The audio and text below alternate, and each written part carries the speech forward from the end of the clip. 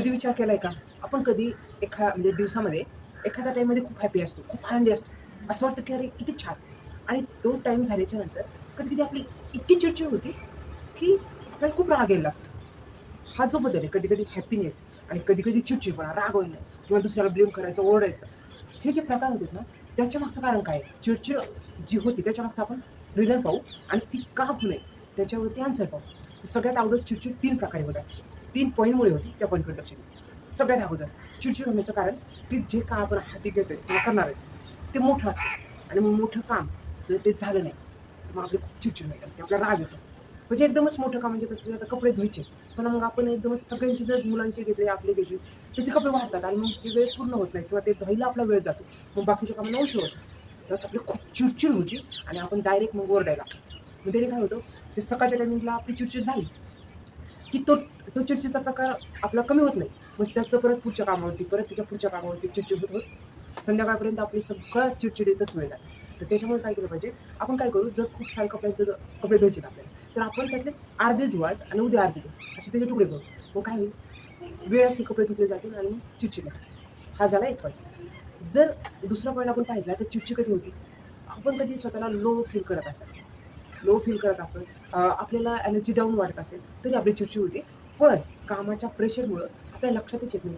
आपण आज सकाळी वेळेत सकाळपासून जे काय आपण पाणी पितोय, ते आपण कमी पिलेत का?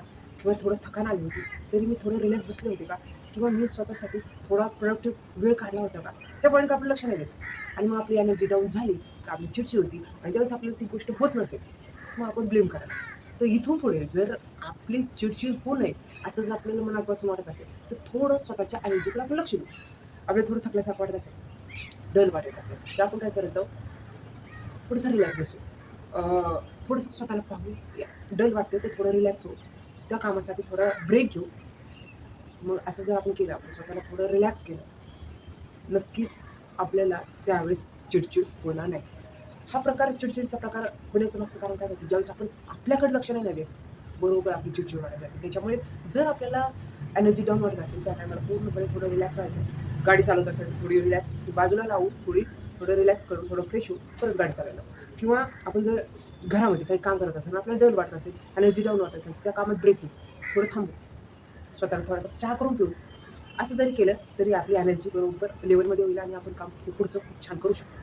आता 3 नंबरचा जो पॉइंट आहे ना, की आपली चिडचिड होती, त्याचा 3 नंबरचं कारण आहे डिस्ट्रॅक्शन.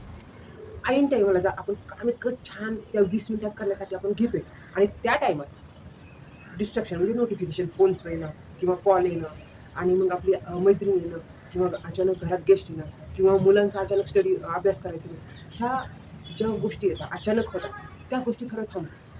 मग काय होईल, समजा फोनचं नोटिफिकेशन 20 मिनिटासाठी बंद कर. थोडं रिलॅक्स. जर कोणी मैत्रीण येतीये, तर तिला आवर्जून सांगायचं, की माझं थोडंसं काम आहे. ते झाल्याच्यानंतर तू आपण वेळ दे. आपण एकमेकींना वेळ देऊ. किंवा आता पाहुणे आले, तर त्यावेळेस आपण थांबू शकत नाही. म्हणजे जे मध्ये आपल्या कामाच्या खास वेळेत जर कोणी येत असेल, त्याला थोडा वेळ थांबवू आपण. स्वतःचं काम शांत डोक्याने पूर्ण करू, म्हणजे आपली चिडचिड होणार नाही आणि मग आपण पुढचे काम करू शकतो. इथून पुढे जर आपली चिडचिड होत असेल, तर स्वतःला पाहायचंय, की माझ्या एनर्जी डाऊन आहे का? माझ्या जे फोनच्या नोटिफिकेशन आहे ते ऑन आहे का? किंवा माझा जो खास वेळ आहे, त्या जो मोठी काम आहे त्याचे मी छोटे-छोटे भाग करून ते पूर्ण करते का? ह्या पॉइंटकडे जर लक्ष दिलं, तर नक्कीच आपली दिवसभराची जी काही चिडचिड आहे इथून पुढे होणार आहे, ती होणार नाही. मग काय होईल, आपण ते काम वेळेत करू आणि खूप छान तो दिवस आपला प्रोडक्टिव्ह जाऊ शकतो आणि खास जाऊ शकतो आणि त्याने आपल्याला समाधान भेटेल आणि त्या दिवसामध्ये आपण आनंदी राहू शकतो. असा जर आपण फॉर्म्युला वापरला, तर नक्कीच आपला दिवस खास जाईल आणि जर खास दिवस जात असेल, तर नक्कीच आपण स्ट्राँग राहू. तर तुमचा दिवस कसा जातो? तुम्ही जर चिडचिड होत असाल, तर काय करता? नक्कीच मला कमेंट करून सांगा. तर वेळात वेळ काढून तुम्ही व्हिडिओ पाहिला त्याच्याबद्दल खूप सारे धन्यवाद. असाच व्हिडिओ पाहत राहा आणि लाईक करा. Thank you.